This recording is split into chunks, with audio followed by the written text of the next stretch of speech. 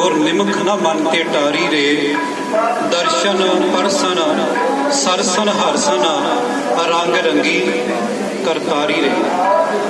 इसे धरती के उत्ते ही पंचम पातशाह जी धन गुरु अर्जन साहब महाराज जी ने भाई गुरदास जी के कोलों ये महान गुरबाणी की लिखवाई करवाई।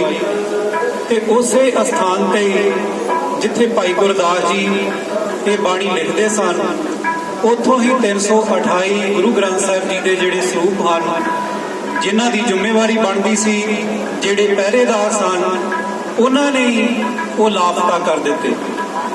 और फिर जो कुछ ये कहते ने ते मुकरदे ने, इन्हां दी हालत इस तरह की है कि जिवें कोई तिलकण दे उत्ते खलोता होवे, ਉਹਦਾ पैर तिलक के कदे सज्जे चले जाता, कदे खब्बे चले जाता, कदे अगां ते कदे पिछाण हो जाता। ये इन्हां दी हालत है।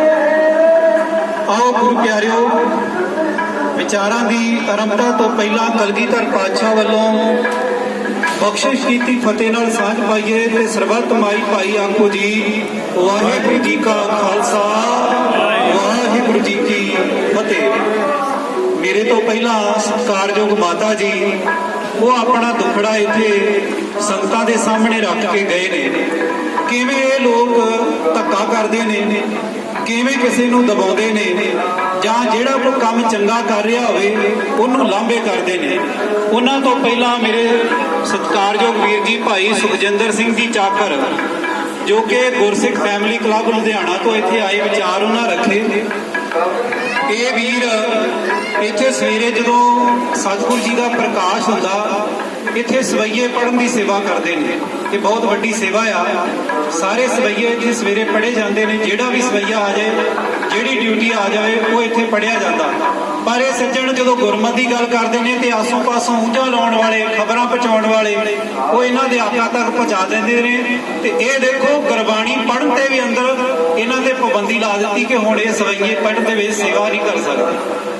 कित्थों तक इन्हां दी नीवी सोच जा चुकी है। खैर, मैं बेनती करन लगा सी कि 328 स्वरूपां की गल चल रही है, ते आपां सारे इसे करके इत्थे बैठे हुए हैं कि वो जिहड़े दोषी जिन्हां ने ये कारा कीता वो सामने लिआंदे जाण। FIR होवे, कानूनन तौर पर उन्हां कोलों पुछगिछ कीती जावे कि उन्हां ने वो गुरु ग्रंथ साहिब जी के सरूप कदों किहदी मंग ते किहनूं दिते, किन्नी भेटा आई, ते इस समय पड़ताल की जावे कि वो गुरु ग्रंथ साहिब जी के सरूप कित्थे हैं। ये वो अपनी मंग है। दूसरे पासे गल चलती है जदों सज़ा दी, एक कानून सज़ा तय करदा, एक अपने उत्थे तय होती है। हालांकि धार्मिक सज़ा जिहड़ी आ ਉਹਦੇ ਵਿੱਚ लगातार वाधे घाटे होंदे रहे, ਉਹਦੀ रूप रेखा ढंग तरीका ਜਿਹੜਾ ਉਹ बदलदा रहा। कई बार तो इत्थों सानूं पता ਜਿਹੋ ਜਿਹੇ फैसले हुंदे ने, कदी किसी नूं माफ़ी दे दी, कदे वो माफ़ी फिर वापस ले लई। इसे तरह धर्मवंत सिंह जिहड़ा बलात्कारिया सी, इत्थों उसनूं कुछ नहीं कहा गया ते दुनियावी अदालतां ने उसनूं कैदखाने दे विच बंद कर दिता। ये सच्चाई साडे सामने आ। हालांकि जदों असीं पिछला इतिहास पढ़ के देखते हैं ਤਾਂ ਜਿਵੇਂ ਲਖਪਤ ਰਾਏ ਨੂੰ ਇੱਕ ਕੁੰਭੀ ਨਰਕ ਦੀ ਸਜ਼ਾ ਦਿੱਤੀ ਗਈ ਸੀ ਸਿੱਖਾਂ ਵੱਲੋਂ, ਕਿਉਂਕਿ ਉਹਨੇ ਸਿੱਖਾਂ ਦੇ ਉੱਤੇ ਬਹੁਤ ਵੱਡੇ ਜ਼ੁਲਮ ਕੀਤੇ ਸਨ। ਤੇ ਇੱਕ ਇਤਿਹਾਸ ਦੇ ਅੰਦਰ ਹੋਰ ਘਟਨਾ ਆ, ਉਹ ਮੈਂ ਤੁਹਾਡੇ ਨਾਲ ਸੰਖੇਪ ਜੀ ਸਾਂਝੀ ਕਰਨੀ ਆ। ਭਾਵੇਂ ਕਿ ਭਾਈ ਖੋਸਾ ਜੀ ਵੱਲੋਂ ਕਿਹਾ ਗਿਆ ਖੁੱਲਾ ਸਮਾਂ, ਪਰ ਨਹੀਂ, ਮੈਂ ਸਮਝਦਾ ਬਹੁਤ ਸਾਰੇ ਬੁਲਾਰੇ ਆ, ਉਹਨਾਂ ਦੀਆਂ ਆਪਣੀਆਂ ਭਾਵਨਾਵਾਂ ਉਹਨਾਂ ਨੇ ਵੀ ਤੁਹਾਡੇ ਨਾਲ ਸਾਂਝੀਆਂ ਕਰਨੀਆਂ। ਮੈਂ ਸੰਖੇਪ ਮਾਤਰ ਉਹ ਸਾਂਝ ਪਾਉਣੀ ਆ। पंचम पातशाह जी ने अपने हथी एक नगर उसारिया गया सी, वसाया गया, जिसका नाम है करतारपुर साहब, जिहड़ा जलंधर दे विच है। जलंधर का एक हाकम होया, उसनूं लिखारियां ने कईयां ने नासर अली भी कहा जां नासर खां भी कहा। एक होर नाजम होया जिन्हों कुतुबुद्दीन कहा गया। जो उसने कारा किया सिखां दे उत्ते बहुत ज़्यादा अत्याचार करता सी, बहुत ज़्यादा जुल्म करता सी। ते पंचम पातशाह जी का वो स्थान आ जिस गुरुद्वारा साहब का नाम है थम साहब। तुसीं संगतां ने दर्शन कीते होणगे करतारपुर जलंधर दे नेड़े। उस दुष्ट ने की कीता सी कि सिखां नूं ते हिंदुआं नूं ਇਹ ਦਰਸਾਉਣ ਵਾਸਤੇ ਕਿ ਜਦੋਂ ਤਾਕਤ ਆਈ ਹੋਵੇ ਨਾ ਕਿਸੇ ਦੇ ਹੱਥ, ਉਹ ਆਪਣੀ ਪੁੱਜ ਕੇ ਆਪਣੀ ਬਾਹ ਲਾਉਂਦਾ ਦੂਸਰੇ ਨੂੰ ਦਬਾਉਣ ਲਈ। ਉਹਨੇ ਉਸ ਗੁਰਦੁਆਰਾ ਸਾਹਿਬ ਦੇ ਹਦੂਦ ਦੇ ਅੰਦਰ ਇੱਕ ਗਾਂ ਹਲਾਲ ਕੀਤੀ ਤੇ ਇਸ ਤੋਂ ਵੱਧ ਕੇ ਗੁਰਦੁਆਰਾ ਸਾਹਿਬ ਨੂੰ ਉਸਨੇ ਫੂਕ ਦਿੱਤਾ, ਸਾੜ ਅੱਗ ਲਾ ਦਿੱਤੀ ਤੇ ਸਾਰਾ ਕਰਤਾਰਪੁਰ ਜਿਹੜਾ ਆ ਪੰਚਮ ਪਾਤਸ਼ਾਹ ਜੀ ਨੇ ਵਸਾਇਆ ਸੀ ਉਸ ਨੂੰ ਲੁੱਟ ਪੁੱਟ ਲਿਆ।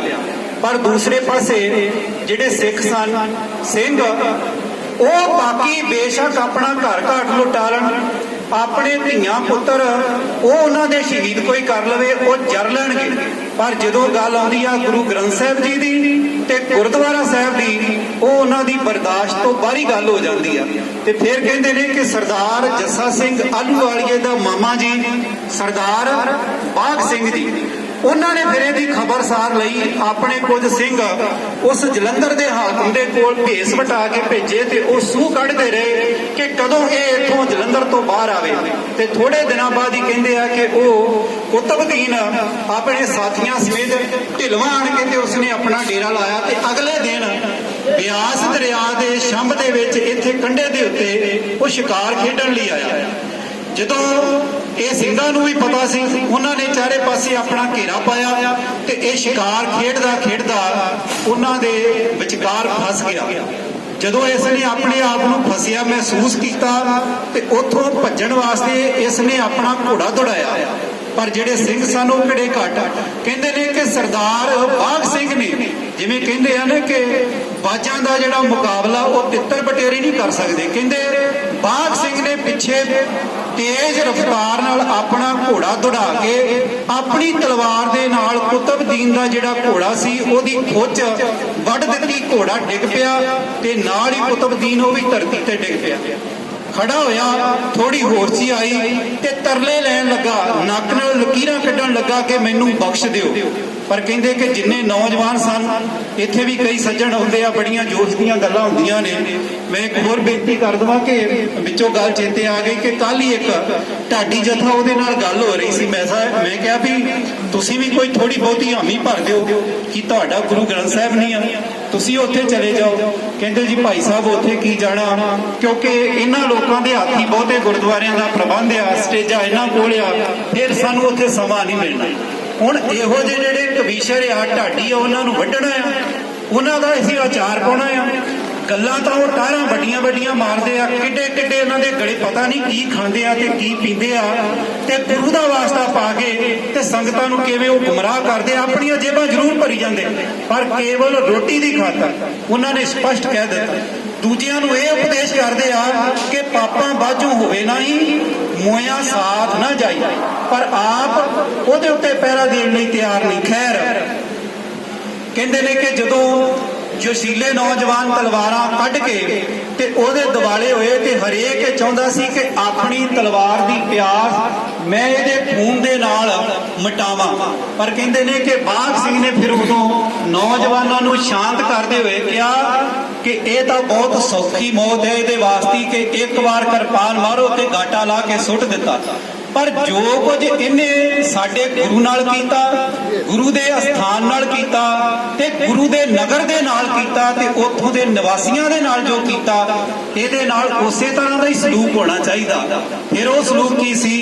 ਕਹਿੰਦੇ ਜੰਗਲ ਦੇ ਵਿੱਚੋਂ ਲੱਕੜਾਂ ਇਕੱਠੀਆਂ ਕੀਤੀਆਂ ਗਈਆਂ ਤੇ ਉੱਥੇ ਉਹਦੀ ਇੱਕ ਚਿਖਾ ਤਿਆਰ ਕੀਤੀ ਗਈ। ਲੱਕੜਾਂ ਦੇ ਢੇਰ ਦੇ ਉੱਤੇ ਉਸ ਦੁਸ਼ਟ ਕੁਤਬਦੀਨ ਨੂੰ ਰੱਖ ਕੇ ਤੇ ਲਾਗੂ ਲਾਇਆ ਗਿਆ। ਇਸ ਤਰ੍ਹਾਂ ਉਸ ਦਾ ਅੰਤ ਕੀਤਾ ਗਿਆ। ਤੇ ਇਸ ਤੋਂ ਅੱਗੇ ਕਹਿੰਦੇ ਆ ਕਿ ਉਹਨਾਂ ਸਾਰਿਆਂ ਸਿੰਘਾਂ ਨੇ ਫਿਰ ਜਲੰਧਰ ਦੇ ਉੱਤੇ ਧਾਵਾ ਬੋਲਿਆ ਤੇ ਉੱਥੇ ਵੀ ਲੁੱਟ-ਪੱਟ ਕੀਤੀ ਤੇ ਜਿਹੜਾ ਨਾਸਰ ਅਲੀ ਖਾਨ ਸੀ, ਕਹਿੰਦੇ ਉਹਨੂੰ ਵੀ ਕਬਰ ਦੇ ਵਿੱਚੋਂ ਉਹਦੀ ਦੇਹ ਕੱਢੀ, ਪਹਿਲਾਂ ਚੌਂਕ ਦੇ ਵਿੱਚ ਟੰਗੀ ਗਈ ਤੇ ਫਿਰ ਉਹਦੀ ਲੋਥ ਨੂੰ ਬਾਜ਼ਾਰਾਂ ਦੇ ਵਿੱਚ ਘੋੜਿਆਂ ਦੇ ਪਿੱਛੇ ਪਾ ਕੇ ਧੂਇਆ ਗਿਆ। ਤੇ ਇਸ ਤਰ੍ਹਾਂ ਕਰਕੇ ਸਿੰਘਾਂ ਨੇ ਆਪਣੇ ਗੁਰੂ ਦਾ ਗੁਰੂ ਦੇ ਨਗਰ ਦਾ ਗੁਰਦੁਆਰਾ ਸਾਹਿਬ ਦੀ ਜਿਹੜੀ ਉਹਨੇ ਬੇਇੱਜ਼ਤੀ ਕੀਤੀ ਸੀ, ਇਹਦੀ ਸਜ਼ਾ ਜਿਹੜੀ ਆ ਉਸ ਨੂੰ ਲਾਈ ਗਈ। ਹੁਣ ਦੂਜੇ ਪਾਸੇ ਆ ਜਾਈਏ, ਹੁਣ ਕਾਨੂੰਨਨ ਤੌਰ ਤੇ ਕਈ ਤਰ੍ਹਾਂ ਦੀਆਂ ਗੱਲਾਂ ਬਾਤਾਂ ਪਾਬੰਦੀਆਂ ਆ ਜਾਂਦੀਆਂ ਕਿ ਕਿਸੇ ਦੇ ਉੱਤੇ ਇਸ ਤਰ੍ਹਾਂ ਦਾ ਅਸੀਂ ਧੱਕਾ ਨਹੀਂ ਕਰ ਸਕਦੇ। ਜੇ ਹੋਇਆ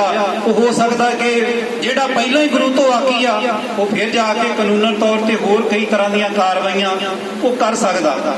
ਤੇ ਜਿਹੋ ਜੀ ਜਿਹੜੀ ਸਜ਼ਾ ਆ ਨਾ, ਜਿਹੜਾ ਤੇ ਅਣਖ ਵਾਲਾ ਬੰਦਾ, ਜਿਹੜਾ ਇੱਜ਼ਤ ਵਾਲਾ ਬੰਦਾ, ਉਹਨੂੰ ਤਾਂ ਭਾਵੇਂ ਸਜ਼ਾ ਲੱਖ ਦੀ ਲਾ ਦੋ ਤੇ ਚਾਹੇ ਲੱਖ ਦੀ ਲਾ ਦੋ, ਉਹ ਵਿਚਾਰਾ ਸ਼ਰਮਸ਼ਾਰ ਹੋ ਜਾਂਦਾ। ਤੇ ਜਿਹੜਾ ਬੇਸ਼ਰਮੀ ਜਿਹਨੇ ਲਾ ਦਿੱਤੀ ਹੋਵੇ, ਜਿਹਨੂੰ ਕਹਿੰਦੇ ਨਾ ਕਿ ਜਿਹਨੇ ਲਾ ਦਿੱਤੀ ਲੋਈ, ਉਹਦਾ ਕੀ ਕਰੂਗਾ ਕੋਈ? ਉਹਦਾ ਭਾਵੇਂ ਮੂੰਹ ਕਾਲਾ ਵੀ ਕਰ ਦਿਓ, ਉਹਨੂੰ ਕੋਈ ਸ਼ਰਮ ਨਹੀਂ ਆਉਣੀ। ਮੈਂ ਤਾਂ ਇੱਥੇ ਵੇਖ ਕੇ ਹੈਰਾਨ ਹੁੰਨਾ, ਇੱਥੇ ਢਾਣੀਆਂ ਦੀਆਂ ਢਾਣੀਆਂ ਸਾਡੇ ਵੀਰ ਸ਼੍ਰੋਮਣੀ ਗੁਰਦੁਆਰਾ ਪ੍ਰਬੰਧਕ ਕਮੇਟੀ ਦੇ ਵਿੱਚ ਇਹਦੇ ਦਫ਼ਤਰ ਵੱਲ ਆਉਂਦੇ ਆ, ਜਾਂ ਇਧਰੋਂ ਦੀ ਲੰਘਦੇ ਢਾਣੀਆਂ ਦੀਆਂ ਢਾਣੀਆਂ, ਤੇ ਕਿਵੇਂ ਮਸ਼ਕਰੀਆਂ ਕਰਦੇ, ਹੱਸਦੇ ਹੋਏ, ਦੰਦੀਆਂ ਕੱਢਦੇ ਹੋਏ ਇੱਥੋਂ ਦੀ ਲੰਘਦੇ ਆ। ਵੀ ਥੋੜੀ ਬਹੁਤੀ ਸ਼ਰਮ ਕਰੋ, ਮੱਥੇ ਨੂੰ ਹੱਥ ਜਾਂਦਾ ਕਿ ਤੁਸੀਂ ਸਤਿਗੁਰੂ ਜੀ ਦੇ ਉਸੇ ਦਰ ਤੋਂ ਤੁਹਾਡੇ ਘਰ ਦਾ ਗੁਜ਼ਾਰਾ ਚੱਲਣ ਡਿਆ, ਇੱਥੋਂ ਤਨਖਾਹ ਮਿਲਦੀ ਆ, ਤੁਹਾਨੂੰ ਪੂਰਾ ਸ਼ਰਮ ਨਹੀਂ ਹੈ। ਜਿਹੜੇ ਤੁਹਾਡੇ ਉੱਪਰਲੇ ਆ ਉਹਨਾਂ ਨੇ ਤੇ ਬਿਲਕੁਲ ਹੀ ਲਾਈ ਹੋਈ ਆ, ਪਰ ਤੁਸੀਂ ਸ਼ਰਮ ਕਰ ਲਓ। ਹੁਣ ਚਾਹੀਦਾ ਇਹ ਆ ਸਾਨੂੰ ਕਿ ਜਿਵੇਂ ਬਾਰ-ਬਾਰ ਇੱਥੇ ਕਿਹਾ ਜਾਂਦਾ ਕਿ ਕੀਤਾ ਕੀ ਜਾਵੇ। ਹੁਣ ਪਰਸੋਂ ਤੋਂ ਇੱਕ ਇਸ ਤਰ੍ਹਾਂ ਦੀ ਖਬਰ ਮਿਲ ਰਹੀ ਆ ਕਿ ਆਪਾਂ ਕਹਿ ਰਹੇ ਹਾਂ ਕਿ 328 ਸਰੂਪਾਂ ਦੇ ਪਤੇ ਦੱਸੇ ਜਾਣ ਕਿ ਉਹ ਕਿੱਥੇ ਆ, ਤੇ ਇਹਨਾਂ ਦੁਸ਼ਟਾਂ ਨੇ 328 ਨਹੀਂ 550 ਤੋਂ ਵੀ ਵੱਧ ਨਾਵਾਂ ਦੀ ਇੱਕ ਥਾਵਾਂ ਦੀ ਲਿਸਟ ਤਿਆਰ ਕਰ ਲਈ ਹੋਈ ਹੈ। ਇਹ ਇੱਕ ਇਹਨਾਂ ਦੀ ਮੀਟਿੰਗ ਦੇ ਵਿੱਚੋਂ ਹੀ ਗੱਲ ਨਿਕਲ ਕੇ ਬਾਹਰ ਆਈ ਆ। ਹਾਲਾਂਕਿ ਉਹ ਕੱਲ ਹੀ ਇਹਨਾਂ ਨੇ ਪ੍ਰੈਸ ਕਾਨਫਰੰਸ ਕਰਕੇ ਤੇ ਲਿਸਟ ਜਾਰੀ ਕਰ ਦੇਣੀ ਸੀ, ਪਰ ਇਹਨਾਂ ਦੇ ਜਿਹੜੇ ਆਕਾ ਆ ਅੱਜ ਉਹਨਾਂ ਨੇ ਆਉਣਾ ਸੀ, ਉਹ ਅੱਜ ਆਏ ਨਹੀਂ, ਉਹਨਾਂ ਦਾ ਦੌਰਾ ਰੱਦ ਹੋ ਗਿਆ। ਇਸ ਕਰਕੇ ਇੱਕ ਅੱਧਾ ਦਿਨ ਹੋ ਸਕਦਾ ਕਿ ਹੋਰ ਅਜੇ ਲੇਟ ਕਰ ਦੇਣ ਜਾਂ ਕੋਈ ਹੋਰ ਨਵੀਂ ਇਹ ਗੱਲ ਕਰ ਦੇਣ, ਪਰ ਉਹ ਬਿਲਕੁਲ ਫਾਈਨਲ ਕਰ ਚੁੱਕੇ ਨੇ। ਤੇ ਉਹਦੇ ਵਿੱਚ ਸਾਡੇ ਜਿਹੜੇ ਪ੍ਰਚਾਰਕ ਆ ਉਹ ਬੜਾ ਯੋਗਦਾਨ ਪਾ ਰਹੇ। ਇੱਥੇ ਮਾਝੇ ਦੇ ਕਈ ਪ੍ਰਚਾਰਕ ਆ, ਇੰਨੇ ਜ਼ਿਆਦਾ ਉਹ ਚਾਪਲੂਸੀ ਕਰ ਰਹੇ, ਇੰਨੀ ਖੁਸ਼ਾਮਦ ਕਰ ਰਹੇ ਆ, ਜਿਵੇਂ ਕਹਿੰਦੇ ਆ ਨਾ ਕਿ ਉਹਨਾਂ ਦੀ ਜੁੱਤੀ ਉਨੀ ਤੁਰ ਕੇ ਨਹੀਂ ਘਸੀ ਜਿੰਨੀ ਅਜਿਹੇ ਲੋਕਾਂ ਨੇ ਚੱਟ ਕੇ ਘਸਾ ਦਿੱਤੀ ਆ। ਕਿ ਉਹ ਪ੍ਰਚਾਰਕ ਪਿੰਡਾਂ ਵਿੱਚੋਂ ਜਾ ਕੇ ਤੇ ਫਰਜ਼ੀ ਜਿਹੜੇ ਨਾਮ ਆ ਉਹ ਇਕੱਠੇ ਕਰਕੇ ਲੈ ਕੇ ਆ ਰਿਹਾ। ਕੇਵਲ ਇੱਥੇ ਹੀ ਨਹੀਂ, ਮਾਝੇ ਵਿੱਚ ਹੀ ਨਹੀਂ, ਯੂਪੀ ਦੇ ਵਿੱਚ ਵੀ ਰੌਲਾ ਪਿਆ ਹੋਇਆ, ਉੱਤਰਾਖੰਡ ਦੇ ਵਿੱਚ ਵੀ ਇਸ ਤਰ੍ਹਾਂ ਦੇ ਐਡਰੈਸ ਇਕੱਠੇ ਕੀਤੇ ਜਾ ਰਹੇ ਆ। ਬੰਬੇ, ਕਲਕੱਤੇ, ਕਰਨਾਟਕਾ ਤੱਕ ਇਹ ਜਿਹੜੀ ਕਹਾਣੀ ਚਲਾਈ ਗਈ ਆ, ਕਿਉਂਕਿ ਹੁਣ ਸਾਡੇ ਵਾਸਤੇ ਅੱਗੇ ਜਿਹੜੇ ਸ਼ੰਕੇ ਆ, ਚੁਣੌਤੀਆਂ ਇਹ ਖੜੀਆਂ ਹੋਣੀਆਂ ਕਿ ਜਿਹੜੇ ਡੇਰੇਦਾਰ ਨੂੰ ਲਿਖ ਕੇ ਦੇ ਦਿੱਤਾ ਕਿ ਸਾਡੇ ਕੋਲੇ 15 ਸਰੂਪ ਆਏ ਸੀ, ਹੁਣ ਉਹਨਾਂ ਸਰੂਪਾਂ ਦੀ ਕੌਣ ਤਸਦੀਕ ਕਰੂਗਾ ਕਿ ਇਹ ਸੀਰੀਅਲ ਨੰਬਰ ਉਹੀ ਆ, ਇਹ ਕਾਗਜ਼ ਸਿਆਹੀ ਉਹੀ ਆ ਜਿਹੜਾ 2016 ਤੋਂ ਤੇ ਹੁਣ ਤੱਕ ਅਸੀਂ ਕਹਿ ਰਹੇ ਹਾਂ ਕਿ 328 ਇਹਨਾਂ ਨੇ ਲਾਪਤਾ ਦੱਸੇ ਨੇ। ਤੇ ਕੁਛ ਇਹਨਾਂ ਨੇ ਰਕਮਾਂ ਵੀ ਉਹ ਦਰਸਾ ਦਿੱਤੀਆਂ, ਕਹਿੰਦੇ ਕਿ ਉਹ ਚੈੱਕ ਨੰਬਰ ਵੀ ਨਾਲ ਇੱਥੇ ਇਸ਼ੂ ਕਰਨਗੇ ਕਿ ਇਹ ਸਾਨੂੰ ਭੇਟਾ ਜਿਹੜੀ ਪੇਮੈਂਟ ਹੋਈ ਆ ਕਿ ਗੁਰੂ ਗ੍ਰੰਥ ਸਾਹਿਬ ਅਸੀਂ ਦਿੱਤੇ ਆ। ਪਰ ਤੁਸੀਂ ਸੋਚ ਕੇ ਵੇਖੋ, ਹੁਣ ਜਿਹੜੇ ਸ਼ੰਕੇ ਇੱਥੋਂ ਹੋਰ ਅਗਾਂਹ ਲੰਘਦੇ ਨੇ ਕਿ ਜਦੋਂ ਪਿੰਡ ਦੇ ਵਿੱਚੋਂ ਕੋਈ ਸੰਗਤ ਗੁਰੂ ਗ੍ਰੰਥ ਸਾਹਿਬ ਜੀ ਦਾ ਸਰੂਪ ਲੈਣ ਆਉਂਦੀ ਆ, ਕੀ ਕਦੀ ਕਿਸੇ ਨੇ ਚੈੱਕ ਰਾਹੀਂ ਇੱਥੇ ਭੇਟਾ ਦਿੱਤੀ ਆ? ਬਿਲਕੁਲ ਨਹੀਂ, ਨਗਦ ਬਿਲਕੁਲ ਇੱਥੇ ਭੇਟਾ ਦਿੰਦੇ ਆ ਤੇ ਗੁਰੂ ਗ੍ਰੰਥ ਸਾਹਿਬ ਜੀ ਦੇ ਸਰੂਪ ਅਸੀਂ ਲੈ ਜਾਂਦੇ ਆ। ਸੋ ਇਹ ਜਿਹੜੇ ਬਹੁਤ ਸਾਰੇ ਸ਼ੰਕੇ ਹਨ, ਅਜੇ ਅਗਾਂਹ ਪਤਾ ਨਹੀਂ ਇਹਨਾਂ ਨੇ ਕੀ ਕਰਨਾ। ਤੇ ਮੈਂ ਫੇਰ ਦੁਹਰਾ ਦੇਵਾਂ, ਇਹਨਾਂ ਦੇ ਕੋਲ ਇਸ ਵੇਲੇ ਕੋਈ ਵੀ ਸ਼੍ਰੋਮਣੀ ਕਮੇਟੀ ਦੇ ਵਿੱਚ ਚੰਗਾ ਕੋਈ ਯੋਗ ਨੀਤੀਵਾਨ ਕੋਈ ਆਗੂ ਭੈ ਭਾਵਨੀ ਵਾਲਾ ਰਿਹਾ ਹੀ ਨਹੀਂ ਆ। ਜੋ ਉੱਪਰਲਾ ਕਹਿੰਦਾ ਇਹ ਥੱਲੜੇ ਕਰਿੰਦੇ ਆ ਜਿਹੜੇ ਉਸੇ ਤਰ੍ਹਾਂ ਉਹਨਾਂ ਦੇ ਕਹੇ ਹੋਏ ਦੇ ਉੱਤੇ ਫੁੱਲ ਜਿਹੜੇ ਚੜਾਈ ਜਾਂਦੇ ਆ। ਸਾਨੂੰ ਪਿੰਡਾਂ ਦੇ ਵਿੱਚ, ਕਿਉਂਕਿ ਇੱਥੇ ਵੀ ਸੰਗਤ ਦੀ ਆਵਾਜ਼ ਦਬਾਉਣ ਵਾਸਤੇ ਇਹ ਪਰਸੋਂ ਤੋਂ ਸਪੀਕਰ ਲਾਇਆ, ਪਹਿਲਾਂ ਮੱਧਮ ਆਵਾਜ਼ ਸੀ, ਕੱਲ ਥੋੜੀ ਹੋਰ ਵਧਾਈ ਤੇ ਅੱਜ ਉਹਦੇ ਨਾਲੋਂ ਹੋਰ ਉੱਚੀ ਕਰ ਦਿੱਤੀ ਆ। ਤੇ ਸੰਗਤ ਜੀ, ਸਾਨੂੰ ਚਾਹੀਦਾ ਇਹ ਆ ਕਿ ਅਸੀਂ ਇੱਥੇ ਹੋਰ ਘਟਾਵਾਂ ਨਾ ਚੜਾਈਏ ਕਿ ਇੱਥੇ ਸੇਬ ਲੈ ਆਂਦੇ, ਕੇਲੇ ਲੈ ਆਂਦੇ, ਇਹ ਤਾਂ ਗੁਰੂ ਦਾ ਲੰਗਰ ਹੈ, ਸਾਰੇ ਅਸੀਂ ਇੱਥੇ ਛਕਦੇ ਹੀ ਆ, ਉਹਦੇ ਨਾਲ ਪੇਟ ਪੂਰਾ ਹੋ ਹੀ ਜਾਂਦੀ ਆ। ਇੱਥੇ ਖੁਸ਼ੀ ਵਾਸਤੇ ਨਹੀਂ ਅਸੀਂ ਬੈਠੇ। ਸਾਨੂੰ ਚਾਹੀਦਾ ਕਿ ਉਸੇ ਪੈਸੇ ਦੇ ਨਾਲ ਅਸੀਂ ਛੋਟੇ ਇਸ਼ਤਿਹਾਰ ਛਪਵਾਈਏ। ਇਸ਼ਤਿਹਾਰ ਨਹੀਂ ਤੇ ਫੋਟੋ ਕਾਪੀਆਂ ਹੀ ਕਰਵਾ ਕੇ ਆਪੋ ਆਪਣੇ ਪਿੰਡਾਂ ਦੇ ਵਿੱਚ ਉਹ ਥਾਂ ਦੇ ਉੱਤੇ ਵੰਡੀਆਂ ਜਾਣ, ਸੰਗਤਾਂ ਸੁਚੇਤ ਹੋਣ। ਬਹੁਤੀ ਸੰਗਤ ਨੂੰ ਤੇ ਇਹੀ ਨਹੀਂ ਪਤਾ ਕਿ ਇਹ ਮੋਰਚਾ ਲੱਗਾ ਕਿੱਥੇ ਆ। ਉਹ ਦੂਸਰੇ ਪਾਸੇ ਆਉਂਦੇ ਆ, ਉਸ ਦਰਵਾਜ਼ੇ ਤੱਕ ਆਉਂਦੇ ਆ, ਘੁੰਮ ਕੇ ਤੇ ਵਿਚਾਰੇ ਪਿੱਛੇ ਮੁੜ ਜਾਂਦੀ ਆ ਸੰਗਤ। ਜਿਹੜਾ ਕੋਈ ਜਾਣਕਾਰੀ ਰੱਖਦਾ ਉਹ ਅਗਾਂਹ ਆਉਂਦਾ। ਸੋ ਸੰਗਤ ਨੂੰ ਇਹ ਜਾਣਕਾਰੀ ਦੇਣੀ ਵੀ ਬਹੁਤ ਜ਼ਰੂਰੀ ਆ ਕਿ ਸ਼੍ਰੋਮਣੀ ਗੁਰਦੁਆਰਾ ਪ੍ਰਬੰਧਕ ਕਮੇਟੀ ਜਿਨ੍ਹਾਂ ਦਾ ਫਰਜ਼ ਜੀ ਸੇਵਾ ਸੰਭਾਲ ਦਾ ਪ੍ਰਚਾਰ ਦਾ, ਉਹਨਾਂ ਦੇ ਦਫ਼ਤਰ ਦੇ ਸਾਹਮਣੇ ਬਿਲਕੁਲ ਇਹ ਸੰਗਤ ਬੈਠੀ ਹੋਈ ਆ। ਇਹ ਸਾਨੂੰ ਆਪਣੇ WhatsApp ਰਾਹੀਂ, Facebook ਰਾਹੀਂ, ਚਾਹੇ ਘਰ ਵਿੱਚ ਕੋਈ ਬੈਠਾ ਉਹ ਵੀਡੀਓ ਬਣਾ ਕੇ ਪਾਵੇ, ਇਸ ਥਾਂ ਬਾਰੇ ਦੱਸੇ ਤੇ ਇਸ ਥਾਂ ਤੋਂ ਵੀ ਇਲਾਵਾ ਜਿਹੜੇ ਤੁਹਾਡੇ ਹਲਕੇ ਦੇ ਚਾਹੇ ਕੋਈ MLA ਆ ਜਿਹੜਾ ਇਹਨਾਂ ਦੀ ਪਾਰਟੀ ਦਾ, ਕਿਉਂਕਿ ਜਿਹੜਾ ਸਿਆਸੀ ਬੰਦਾ ਆ ਨਾ ਉਹਦੀ ਇੱਕੋ ਹੀ ਦੁੱਖ ਦੀ ਰੰਗ ਆ ਕਿ ਉਹਦੀ ਕੁਰਸੀ ਨਹੀਂ ਜਾਣੀ ਚਾਹੀਦੀ। ਜਦੋਂ ਉਹਨੂੰ ਇਹ ਪਤਾ ਲੱਗੂਗਾ ਕਿ ਮੇਰੀਆਂ ਵੋਟਾਂ ਟੁੱਟ ਰਹੀਆਂ ਨੇ, ਇਹ ਇਕੱਠ ਵੱਧ ਰਿਹਾ, ਤਾਂ ਫਿਰ ਉਹ ਆਪਣੇ ਆਪ ਹੀ ਉਹਨਾਂ ਦੀ ਕੁਰਸੀ ਡਾਵਾਂ ਡੋਲ ਹੁੰਦੀ ਆ ਤੇ ਫਿਰ ਉਹ ਇਸ ਪਾਸੇ ਨੂੰ ਆਉਣਗੇ, ਉਹਨਾਂ ਦੇ ਉੱਤੇ ਦਬਾਅ ਵਧੇਗਾ। ਨਹੀਂ ਤੇ ਜਿਵੇਂ ਅਸੀਂ ਬੈਠੇ ਆ, ਇਹ ਤਾਂ ਅਸੀਂ ਬੈਠੇ ਹੀ ਆ, ਪਰ ਹੋਰ ਬਹੁਤ ਸਾਰੇ ਉਪਰਾਲੇ ਕਰਨ ਦੀ ਜ਼ਰੂਰਤ ਆ। ਇੰਟਰਨੈਟ ਦੇ ਰਾਹੀਂ ਵੀ ਤੇ ਸਪੀਕਰਾਂ ਦੇ ਰਾਹੀਂ ਵੀ, ਜਿਵੇਂ ਭਾਈ ਸਾਹਿਬ ਜੀ ਇੱਥੇ ਪਹਿਲਾਂ ਇੱਕ ਵਿਚਾਰ ਰੱਖ ਕੇ ਗਏ ਸਨ ਕਿ ਕਿੰਨੀਆਂ ਇੱਥੇ ਜਥੇਬੰਦੀਆਂ ਬਣੀਆਂ, ਗੁਰੂ ਗ੍ਰੰਥ ਸਾਹਿਬ ਜੀ ਦੀ ਬਾਣੀ ਦੀਆਂ ਤੁਕਾਂ ਲੈ ਕੇ ਉਹਦੇ ਉੱਤੇ ਕਿੰਨੀਆਂ ਜਥੇਬੰਦੀਆਂ ਬਣੀਆਂ ਨੇ। ਤੇ ਇਵੇਂ ਕਹਿ ਲਈਏ ਕਿ ਰਾਗੀ, ਢਾਡੀ, ਗ੍ਰੰਥੀ, ਪ੍ਰਚਾਰਕ ਕਿੰਨੀਆਂ ਸਭਾਵਾਂ ਬਣੀਆਂ ਹੋਈਆਂ ਨੇ। ਖਾਂਦੇ ਉਹ ਵੀ ਸਾਰੇ ਗੁਰੂ ਗ੍ਰੰਥ ਸਾਹਿਬ ਜੀ ਦੇ ਕੋਲੋਂ ਲੈ ਕੇ ਨੇ, ਪਰ ਹੁਣ ਉਹ ਕਿੱਥੇ ਨੇ? ਕਿਉਂ ਉਹਨਾਂ ਨੂੰ ਡਰ ਲੱਗ ਰਿਹਾ? ਕਿਹਦੇ ਕੋਲੋਂ ਉਹ ਘਬਰਾ ਰਿਹਾ? ਇਸ ਕਰਕੇ ਅੱਜ ਸਾਰਿਆਂ ਨੂੰ ਜ਼ਰੂਰਤ ਆ, ਜਿੱਥੇ ਵੀ ਬੈਠੇ ਹੋ, ਜਿਹੜਾ ਵੀ ਸਾਧਨ ਵਰਤੋ, ਕਿਸੇ ਨਾ ਕਿਸੇ ਤਰੀਕੇ ਬਾਕੀ ਸੰਗਤ ਨੂੰ ਸੁਚੇਤ ਕਰੋ ਕਿ ਆਪਾਂ ਬਿਲਕੁਲ ਇਹ ਗੱਲ ਸੰਗਤ ਤੱਕ ਪਹੁੰਚਾਉਣੀ ਆ। ਇਹਨਾਂ ਦੇ ਉੱਤੇ ਜਿਹੜਾ ਆ ਉਹ ਦਬਾਅ ਵਧੇ ਤੇ ਸਾਨੂੰ ਇਹ ਲੋੜ ਹੈ ਅੱਜ ਕਿ ਇਹ ਜਿਹੜਾ ਸਿਸਟਮ ਕਰਪਟ ਹੋ ਚੁੱਕਾ, ਸਿੱਖਾਂ ਦੀ ਆਪਣੀ ਹੀ ਇਹ ਸੰਸਥਾ ਆ, ਆਪ ਹੀ ਅਸੀਂ ਸਾਰੇ ਇਹਨਾਂ ਲੋਕਾਂ ਨੂੰ ਚੁਣਦੇ ਆ, ਪਰ ਬਾਅਦ ਵਿੱਚ ਫਿਰ ਅਸੀਂ ਖੂਨ ਦੇ ਹੰਝੂ ਰੋਂਦੇ ਆ। ਇਸੇ ਕਾਰਨ ਹੀ ਕਿਉਂਕਿ ਇਹਨਾਂ ਨੇ ਅਕਾਲ ਤਖਤ ਸਾਹਿਬ ਦਾ ਜਥੇਦਾਰ ਨਿਯੁਕਤ ਕਰਨਾ ਹੁੰਦਾ, ਕੇਸਗੜ੍ਹ ਦਾ ਇਹਨਾਂ ਨਿਯੁਕਤ ਕਰਨਾ, ਦਮਦਮਾ ਸਾਹਿਬ ਦਾ ਨਿਯੁਕਤ ਕਰਨਾ। ਅਜੇ ਤਾਂ ਵੇਖੋ ਉਹ ਕਾਰਜਕਾਰੀ ਆ ਤੇ ਕਿੱਥੋਂ ਤੱਕ ਜਾ ਰਿਹਾ। ਤੇ ਜੇ ਉਹ ਪੱਕਾ ਇੱਥੇ ਬਣ ਜਾਵੇ ਭਾਈ ਹਰਪ੍ਰੀਤ ਸਿੰਘ, ਤੇ ਫੇਰ ਪਤਾ ਨਹੀਂ ਉਹ ਕੀ ਖੇਡਾ ਖੇਡੇਗਾ।